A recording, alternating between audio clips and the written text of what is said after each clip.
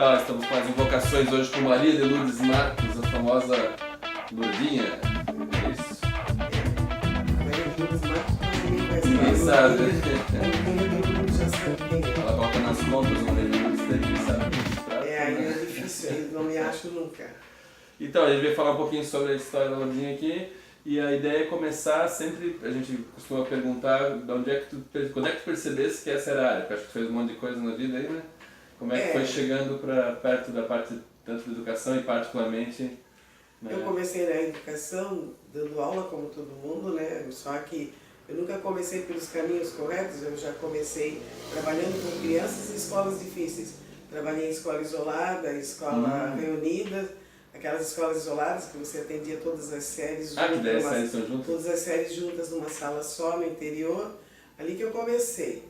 Aí, com o passar do tempo, querendo fazer faculdade, eu vim mais para o centro, porque a escola era muito isolada. Certo. Aí, ao chegar ao centro, eu comecei a trabalhar numa escola maior, a nível de escola, segundo que a gente hoje chama de escola básica, né? Mas antes era grupo escolar. Olha quantos anos faz isso. E eu, automaticamente, por acaso, eu fui trabalhar na PAI. Não fui trabalhar na PAI porque eu queria ou porque gostava. É porque eu fui fazer, na realidade, eu fui ao dentista e na frente da sala do dentista ficava a sala do psicólogo da PAI. Olha. E ele estava fazendo um teste para pessoas trabalhar na PAI. Como eu entrei na sala dele, a secretária perguntou se eu tinha ido fazer o teste e eu fiquei com vergonha na época, né, de dizer que tinha entrado na sala errada, eu disse que sim. E aí eu fiz o teste, na época era o Leonardo Romão Júnior, psicólogo, e o Leonardo fez uma pergunta bem característica para mim.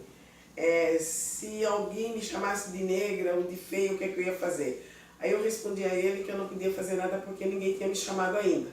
E eu acho que partindo daí, ele me chamou para trabalhar na PAI.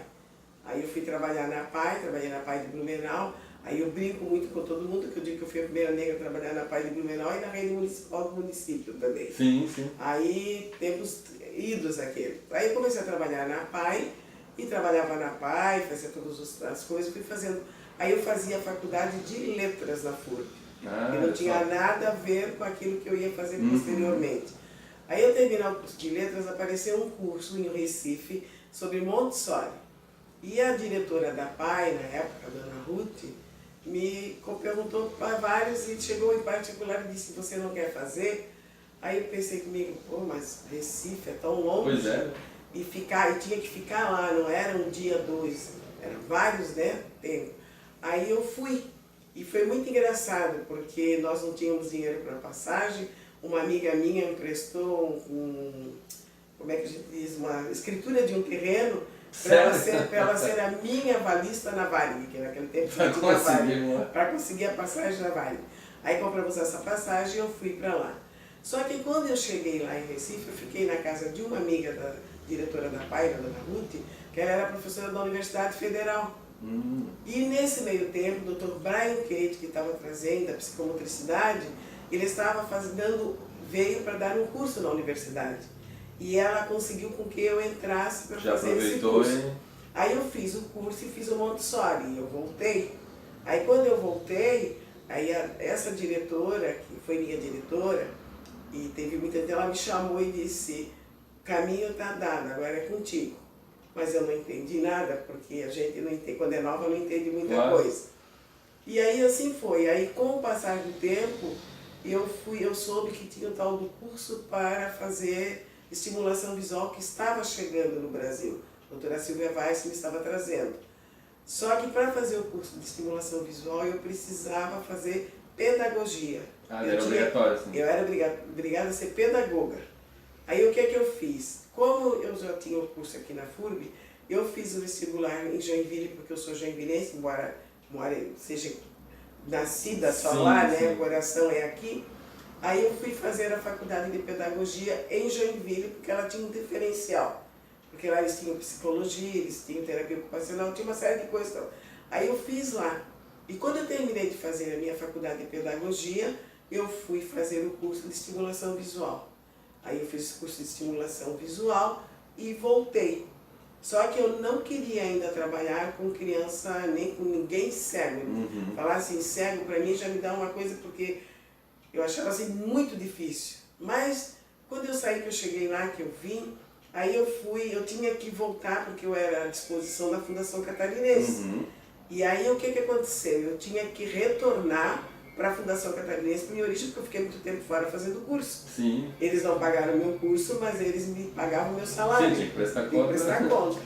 Aí a ordem foi assim, não vou citar o nome da pessoa que me disse, mas a ordem foi assim: você vai para lá, para a tua origem, e vai montar uma sala de recursos para trabalhar o que você aprendeu. E eu saí de lá, sentei na porta e comecei a chorar, digo, eu não vou fazer. Aí chegou, aquele tempo na fundação nós éramos muito unidas, aí uma pessoa chegou e disse, vai que nós te ajudamos. Aí eu vim para montar a sala de recursos, só que aonde tinha a sala de recursos, não quiseram a gente lá, porque eles tinham uma ideia errada do trabalho. Sim, é tudo muito novo tudo também. Novo. Aí nós fomos para um outro lugar, nós começamos no Argos Adrosa. Aí lá no Argos Adrosa... Lá foi do zero, daí lá. Do zero, começamos do zero e começamos do meu jeito, do jeito que eu tinha aprendido, então. Certo. Só que para fazer do meu jeito, do jeito que eu tinha aprendido, não dava. Eu precisava do apoio do médico oftalmo. Aí eu fui procurar os médicos oftalmo e isso eu agradeço muito ao Dr. Roberto Forrelli, porque o Dr. Roberto Forrelli me deu todo o apoio, porque ele disse que ele conhecia bem a doutora Silvia, e aí a doutora Silvia tinha dito que era para mim procurar aquela coisa toda, e o Dr. Roberto me apoiou, me colocou à disposição na época a doutora Cristina Mitchell para me dar o apoio como médica nas crianças. Ela ia uma vez por mês lá no Argos Adrosa. Certo. Aí depois que ela saiu, que foi embora para o exterior, a doutora Fabiana. A doutora Fabiana também ia. Até que eles disseram, agora tu caminha sozinha. Mas eu tinha o apoio deles. Aí eu tinha o apoio deles e começamos ali. Hoje, graças a Deus, eu tenho o apoio de todos os médicos, não só de Blumenau, mas de todo o estado e até fora dele, né? Aí foi assim que eu comecei. Aí comecei a trabalhar com baixa visão e com um pequeno cego. Até esse cego tem uma história meio que eu comecei. Eu fui visitá-lo na época que ele estava na incubadora. E aí quando eu cheguei lá, quando eu saí, a médica dele era muito minha amiga, a Neuro, e ela disse assim, ele vai para ti. Aí eu olhei para ela, porque um feto de 700, 600 gramas, 700, eu disse, se ele sair daí, tá. Porque até ali eu tinha contato com feto em formol. Sim, nunca, né? Nunca viu ali. Ali, aí quando ele saiu dali, ele veio para mim. E ali eu comecei o trabalho então com o Fernando, Felicidade, e com a Vanessa, que era toxoplasmose. Certo. E aí também tive o apoio do Dr. Nestor Reuser, que começou também por causa disso. E aí todos os médicos que mandaram, até hoje assim, eles encaminham a criança, mas nós abrimos uma parceria. Por quê? Porque eu não sou médica. Eu sei trabalhar a criança naquilo que eu aprendi na sua estimulação. Mas tem coisas que são clínicos, e esse clínico médico tem que me orientar. Então nós trabalhamos em parceria, médico e Lourdinha Cevap. Não abro mão disso, porque se eu abrir mão disso, a criança vai perder. Sim, descaracteriza toda a metodologia. Toda a metodologia, e a criança vai perder, porque aí eu vou começar a colocar ideias minhas, coisas minhas que eu não tenho conhecimento. Então todos eles se encaminham. Ah, mas ele vai no Sadalamin. O Sadalamin manda o encaminhamento, porque para vir para nós e para mim tem que ter o encaminhamento do médico oftalmo, senão eu não aceito. E foi assim que eu comecei. Aí nós tivemos no começo lá no Argos Adrosa, tínhamos alguns problemas financeiros com o Estado, aquela coisa toda, mas a Souza Cruz, provavelmente eles nem lembram disso, porque está lá agora, a Souza Cruz começou a nos orientar, a nos ajudar. E a Souza Cruz nos deu todo o apoio. Conseguiu ter suporte financeiro. Aí deu suporte financeiro e todo o material necessário, porque era tudo muito caro e novo. E ali nós começamos a trabalhar ali, começamos a fazer, são 27 anos de deficiência visual. Aí focado no visual. Focado só no visual, e no total são 43 anos de trabalho que a gente tem. Isso que ela sempre fala, e ela fala até pra mim, que quando eu nasci ela já era velha. Mas eu sempre digo isso para todo mundo. O que eu vou fazer, né? Quando as pessoas começam a discutir muito, principalmente o pessoal novo, que tem aquela coisa, o novo, vamos abrir mão, vamos aceitar, novidade é ótima, é tudo. Só que tem uma coisa que eu não abro mão. Eu tenho que alfabetizar aquela criança. Não adianta eu ter todos os recursos e a criança não saber ler e escrever. Ela tem que saber ler e escrever para ela ser dona do seu nariz. Porque é através do seu conhecimento que ela vai chegar a algum lugar. O resto é recurso. O nome já diz, recurso. E são recursos que hoje, aqui amanhã já não estão. Sim. A mesma coisa as crianças cegas. Nós trabalhamos outros recursos, mas principalmente para eles, a máquina braille é imprescindível, porque nem tudo tem o recurso. Abrimos mão da tal da reglete, porque isso não se usa mais e a gente sabe que está até ultrapassado. E as máquinas estão mais acessíveis também, as mais máquinas, leves. estão mais acessíveis, a Mara nacionalizou aquela coisa toda, então eles têm a máquina. E aí os recursos que virão, ótimo. É que nem andar. O cego e o baixa visão tem que andar, tem que ter orientação e mobilidade, porque ele tem que caminhar sozinho. Ele não vai caminhar a vida toda. Ah, mas ele quer andar de braço com a namorada, com a mãe, com o pai, ele pode andar. Mas ele tem que ser independente. Porque só isso, ele só consegue essa independência através do ensino. Não é nem da educação, porque a educação quem dá são os pais.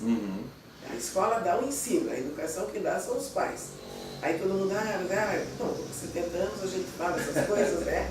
A gente fala essas coisas, mas é a verdade. Tem que ser por aí o caminho. Então hoje eu acho assim que a gente tem muitas alegrias. No começo a gente teve muitas Mas é, qual é a parte mais difícil, assim, ou se ainda tem, ou o que passou de mais ainda complicado? tem a parte mais difícil, tem a parte mais difícil. Por exemplo, a criança cega, né? Ela demora mais para andar, ela às vezes fala que é um papagaio, mas ela não anda. Mas ela não anda por quê? Porque ela ainda não sabe, não tem segurança. Se ela não tem segurança, ela não vai andar. E isso a gente tem que trabalhar. Aí de vez em quando a gente entra em choque com algumas pessoas que acham que não é assim. Sabe? A gente entra em choque, mas o restante não. Hoje já ficou mais fácil, mas assim, todos os médicos sabem. Todos os médicos não ficam esperando a criança. Quer dizer, hoje não. A criança nasceu, é prematura, os médicos daqui a pouco encaminham. Eu tenho uma menina que agora já está com 2 anos e pouco, ela nasceu com 460 gramas. Está andando, está falando, está... Por quê? Porque a medicina evoluiu. E com essa evolução da medicina, tudo evoluiu. A única coisa que eu acho que nós temos que continuar é com a coisa. Eu não sei nada nem vivo numa bola. Eu vivo, eu tenho que abrir mão e abrir o espaço. Ah, mas vão me chamar de burra. Pô, eu vou falar com aquele médico, ele vai rir. Ele pode rir, mas ele vai te orientar. Até naquela risada dele, eu vou tirar alguma coisa positiva. Só que, graças a Deus, comigo nunca aconteceu.